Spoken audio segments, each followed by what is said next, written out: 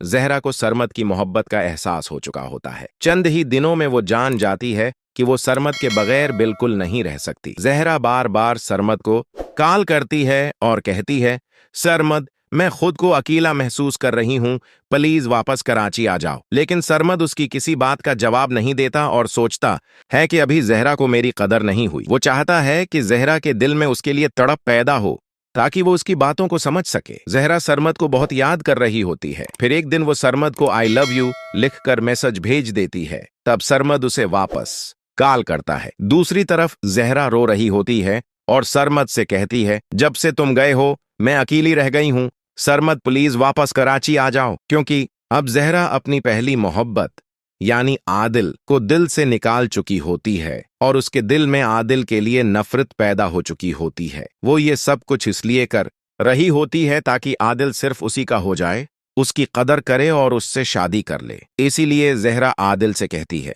मैंने तुमसे मोहब्बत का झूठा खेल खेला था ताकि मैं अपने मकसद तक पहुंच सकूं, अपने बाबा को पा सकूं और हमारी फैमिली एक हो जाए। अब मुझे तुम्हारी कोई जरूरत नहीं रही। आदिल जहरा की ये सब बातें सुनकर वहां से चुपके से चला जाता है और दिल में सोचता है कि मैं जहरा जैसी धोखाबाज और खुद गरज लड़की की खातिर सारा जैसी मासूम लड़की के दिल से खेल बैठा।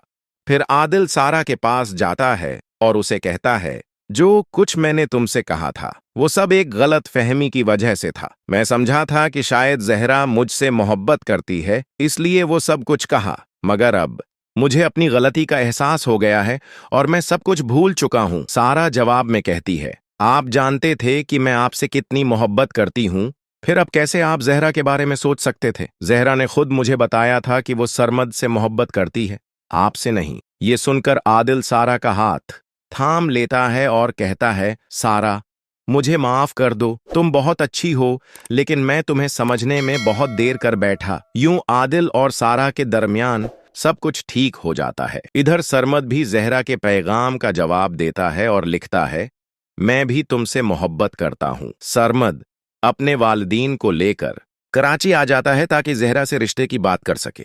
सरमद और जहरा का रिश्ता भी आदिल और सारा की तरह तय पा जाता है। मजहर अपनी दोनों बेटियों की शादी इसी हफ्ते करने का फैसला कर लेता है और शादी की तैयारियां शुरू हो जाती हैं। सरमद और जहरा की तरह आदिल और सारा भी बहुत खुश होते हैं। जहरा सोचती है कि सरमद की खुशी की कोई हद नहीं। वो मुझसे बहुत मोहब्बत करता था, लेकिन मैंने कभी उसकी मोहब्बत को समझा ही नहीं और कभी उसकी कदर भी नहीं की। जहरा, सारा और सरमद को खुश देखकर आदिल अपनी मोहब्बत की कुर्बानी दे देता है। वो जहरा के सामने सारा के साथ अपनी खुशी का इजहार करता है ताकि जहरा को यकीन हो जाए कि अगर उसने उसे ठुकरा दिया तो वो भी कमजोर नहीं होगा। सारा की मोहब्बत उसे मिल गई है और यही उसके लिए काफी है। सब बहुत ज्यादा खुश होते हैं।